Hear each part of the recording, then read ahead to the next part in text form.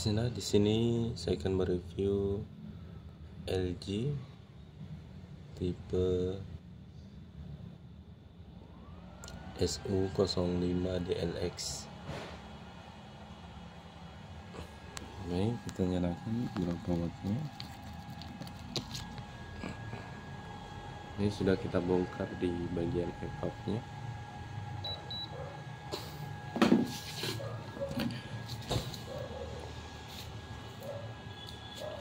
Ya. Ada yang berbeda dari LG tipe ini dengan yang sebelumnya saya bongkar. Jadi dia dual swing. Jadi ini ada swingnya. Di bagian dalam itu ada swing. Jadi dia bergerak otomatis juga, bisa disetting menggunakan remote-nya. Jadi ada dual swing. Karena yang sebelumnya saja remote hampir sama, tapi dia tidak berfungsi swing di bagian ini untuk menggerak, karena pada saat saya bongkar memang tidak ada dinamo swingnya seperti ini. Nah, ini salah satu penggunanya. Makanya ada beberapa pengguna yang memiliki AC, dia setting manual untuk swing di bagian dalamnya. Nah, ini dia bergerak otomatis, baik swing sesuai settingan pada remote-nya. Dan di sini ada beberapa hal yang berbeda juga dari sebelumnya, LG sebelumnya, padahal sama-sama merek LG tapi beda tipe. Itu di bagian kondensor. Kondensor dia tidak menggunakan tembaga.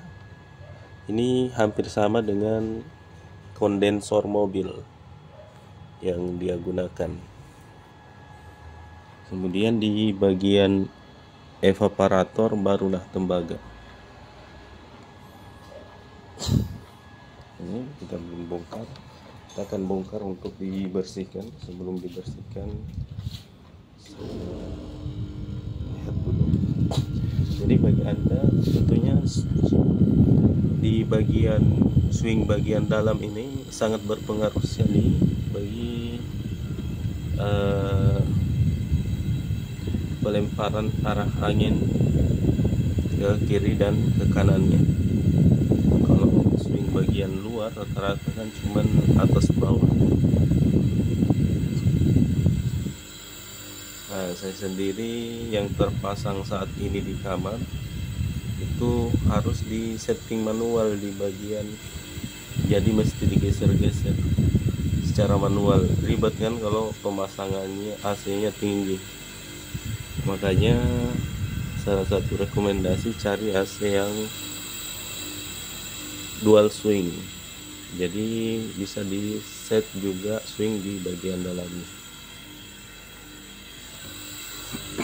Untuk watt ini sangat rendah, 195 watt. Tapi ini kondisi belum terisi freon, karena begini kondisi tidak ada freon, dan saya belum mengecek kebocoran. Siapa tahu ada kebocoran di bagian kondensor.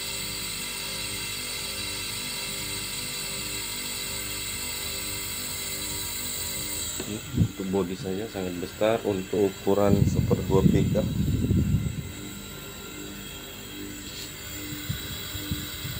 Ini keren karena dia ada swing set, ada dinamo swingnya 2. Jadi ini untuk menggerakkan ini naik turun, dan di bagian ini terlihat juga dinamo ini untuk menggerakkan di bagian dalam ini.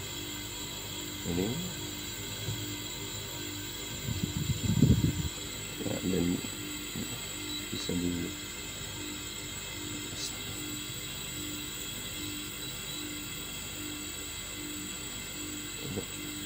jadi tidak bergerak lagi. Jadi bisa disetting sesuai kebutuhan. begitupun swing bagian atasnya. Kemudian seperti biasa di bagian ini paling sering kita ketemukan korosi. Ya, saya bertanya kenapa di bagian itu tidak dibuat dari bahan yang tidak mudah berkarat. Ya, mungkin karena sebagai,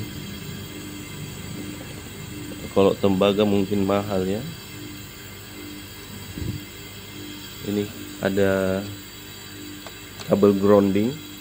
Nah, mungkin sebagai grounding, tapi kan kebanyakan juga grounding menggunakan tembaga. Cuman karena mungkin bahannya mahal, makanya dia rata-rata menggunakan besi biasa, sehingga mudah sekali korosi. Hampir rata-rata saya lihat kalau sudah berumur pasti korosi. Kemudian ini tidak pernah dibersihkan di bagian dalamnya. Rata-rata pembersihan itu untuk penyemprotan itu cuma di bagian evaporator, bagian sirkulasi freon pada evapnya. Sedangkan ini butuh pembongkaran karena kita harus pisahkan boardnya dulu, kemudian disemprot di debu-debunya sehingga sampai bersih total keseluruhan.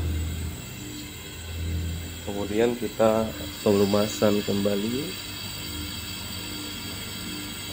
untuk kelancaran baik swing dan dinamo bagian fan bagian dalam. Kemudian untuk kondensor kita cek dulu apakah ada kebocoran, karena rencana ini yang saya mau uji coba ke dinamo BLDC.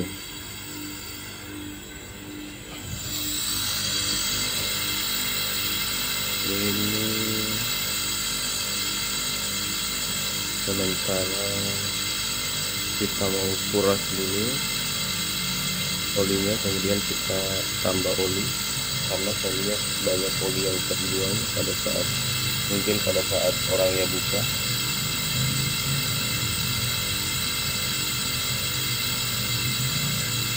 Oke.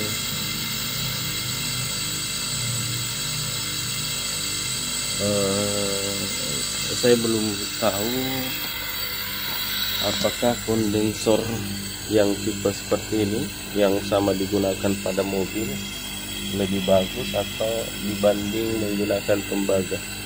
Nanti kita akan cari tahu bagusan mana antara kondensor